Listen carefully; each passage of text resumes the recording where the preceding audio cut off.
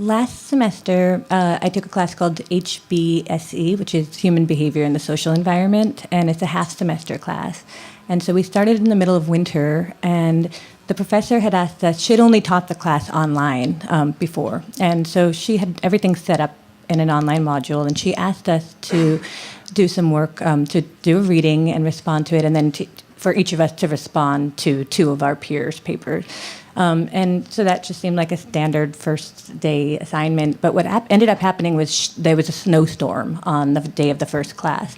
So she asked us, in lieu of going to class, to take a video of ourselves. So people started to talk about themselves. They had about 5 minutes, and everybody really opened up about why they were taking that class, some of their experiences coming from their gender, the stereotypes that they had experienced. And somehow, through sharing our experiences like that, it was really profound. People responded with 2 comments to that. I felt like we walked into that classroom knowing everybody in the class on a deeper level than having spent half a semester with them already. And we came in really, everybody was very excited about the class. There was a lot of positive energy. And even the professor herself shared some of her experiences. She did the same thing. So somehow it was something that she hadn't planned. She went with it, and to have the online component and the in-class component together really just deepened the experience for us all. So something about dental school that is very different is that it's a lot less a class environment and a lot more an apprenticeship sort of learning. So what happens at dental school is, in your clinical years, which are the 3rd and the 4th year, you spend a lot of time one-on-one with faculty members. They guide you through the clinical procedures. And with time, I think it's not a single event, it's more like a continuation, a continuum of development of my relationship with faculty, is seeing how they start to trust you more and respecting you as a maturing clinical professional. And without going into technicalities or the particulars of dentistry as the art and the science, I think what I value the most in my learning experience is being seen as a peer, as a junior colleague, less so as subordinate. I really value that, and I value having my opinion heard, even though I don't have much experience.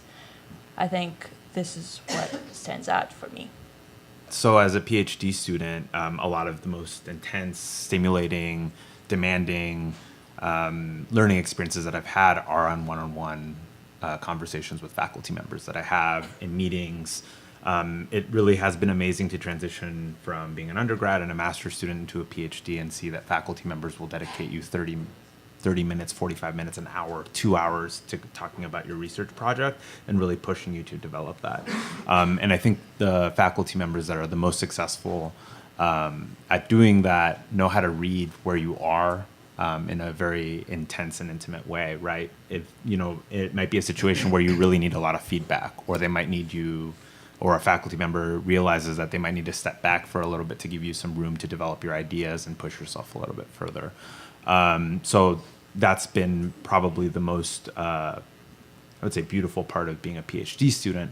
And then another experience that is also has been amazing for my own learning has been teaching, and it's incredible how much my understanding of sociology has deepened simply because I'm in front of the classroom and have to articulate these complex ideas to really curious and outstanding undergrads. So that's something that you will all be doing at some point. I will have to say, from last spring semester, probably the most valuable experience I had was my university writing class. And that comes from, it was a mixture of, on one hand, I was kind of going crazy in my mind because I didn't know what was happening. But on the other hand, I kind of looked back on the semester and realized how much it helped me. And to expand on that, basically, I'm in general studies, so I'm a non-traditional student, and I haven't been in school, took a short hiatus of about 15 years. And so not only coming back to school was kind of a bit overwhelming at first, but coming back to school at Columbia was even more so. And so when I go to university writing, I was kind of nervous about getting in there and would I be able to keep up and where were my writing skills after having been out for so long. And I'll admit I was very frustrated, probably about up until spring break, just because it's a course where you don't get much graded work back.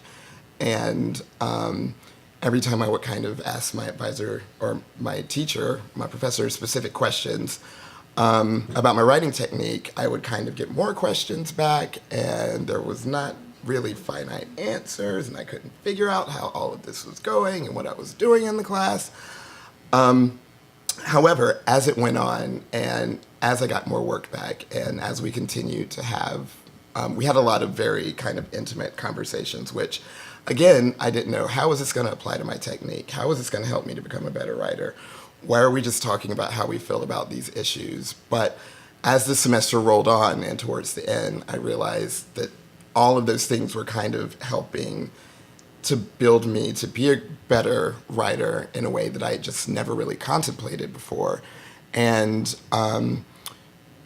combined with university writing, 3 of my first 4 courses were all very writing intensive. And not until I got to the end of the semester and I reflected on how well I had done on all of my writing and all of my courses did I really see the value in that class and how much it's going to continue to help me going forward. So that's probably my favorite from last semester. So my most memorable and best learning experiences in interacting with professors honestly came outside of the classroom during office hours, especially, and this is whether inside or outside the classroom, when the professor makes a little bit of effort to get to know you a little bit as a person. It's a small thing, but it really does make all the difference. And so I remember one music history class, it's lecture format twice a week, and invariably as students, we miss things. So what I would do is show up at office hours and having the professor go over certain things with me one-on-one, and that's where things really clicked for me, and fill in the gaps, and for me to go, oh, this is what you meant when you said this in class. Now I get it. Those were the best experiences for me.